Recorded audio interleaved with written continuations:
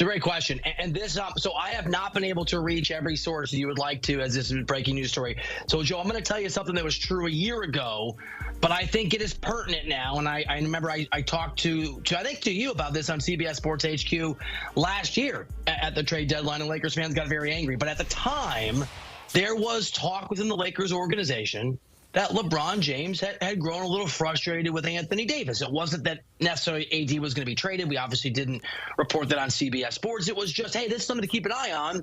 LeBron is frustrated with AD, and he doesn't think that it's working. And that's because LeBron has very, very high expectations. And you fast forward a year later, obviously that reporting, really that information from Lakers sources was accurate. This was probably a slow boil, Joe, and it's always hard to know with LeBron James. I've covered the guy. We've all watched him for years. Amazing player. Amazing player.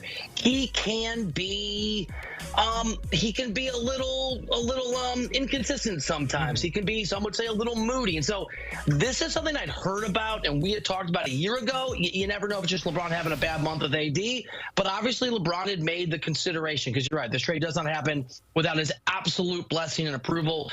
LeBron had clearly made the determination that his window is longer than just this season, because Luka's injured but coming back, that he doesn't have the pieces to win in this window, whatever he thinks it is, the next year or two, and the new CBA makes it much more restrictive.